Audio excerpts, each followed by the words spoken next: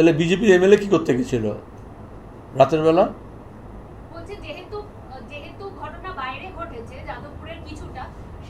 বাইরেই তো ঘটবে, ভেতরে তো ছাত্র নেই বিজেপির মধ্যেই, সেটা তো জোর করে ঢোকাতে চেষ্টা, আজকে নয় তো, সেটা তো আমরা আগেও দেখেছি। জেএনইউকে, যাদবপুরকে, জামিয়া মিলিয়াকে, আলিগড়কে কেন টার্গেট করা হয়, হায়দ্রাবাদ বিশ্ববিদ্যালয়কে কেন টার্গেট করা হয়? ইউজিসি র্যাঙ্কিং অনুযায়ী আমাদের দেশের one of the foremost centre of excellence. সরকার এই ধরনের সংস্থাগুলোকে আরও কোথায় বাড়াবে?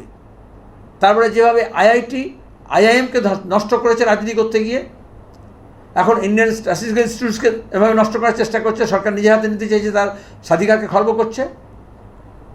একইভাবে জেএনইউ, জেইউর মতো প্রতিষ্ঠানগুলোকেও তারা নষ্ট করতে চাইছে, কারণ যেখানে জ্ঞান চর্চা হবে, যেখানে মুক্ত বুদ্ধির চর্চা হবে, যেখানে প্রশ্ন করতে শেখানো হবে, প্রশ্নের উত্তর খোঁজা হবে, গবেষণা হবে, সেগুলো কখনো কোনো ফ্যাসিস্ট শক্তি চায় না।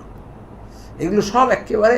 এবার দ্বিতীয় প্রশ্ন হচ্ছে, শ্রমিক ভট্টাচার্য বললেন, তাই তো, আমি তো অপেক্ষা করবো কোন দিন বিজেপি বলবে শ্রমিক ভট্টাচার্যের সঙ্গে আমাদের কোনো সম্পর্ক নেই, উনি যা বলেছেন ব্যক্তিগত বলেছেন, এক।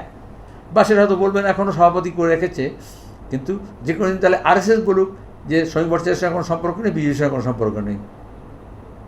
কারণ নেই তো, বিশ্বাস করবে? বিশাখাপত্তনমে 3 দিন ধরে রাজনৈতিক সম্মেলন হচ্ছে যে গুজরাট ইলেকশন এবং তোমার গিয়ে উত্তরপ্রদেশ ইলেকশনের কী রাজনৈতিক কৌশল হবে বিজেপির, সেটা আরএসএস সম্মেলন করছে 3 দিনের।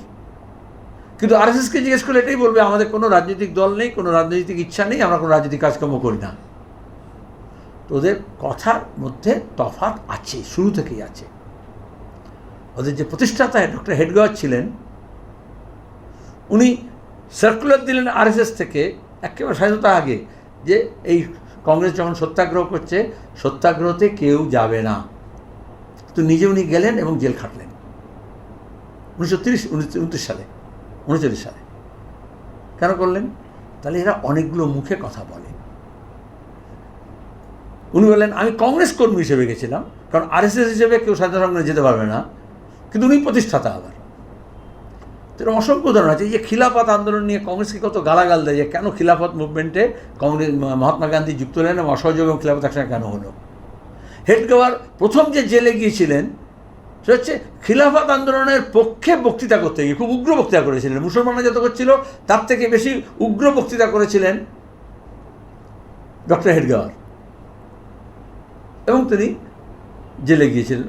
ওটাই একবার প্রথমবার গিয়েছিলেন খিলাফতের জন্য, আর দ্বিতীয়বার গিয়েছিলেন কংগ্রেসের জন্য।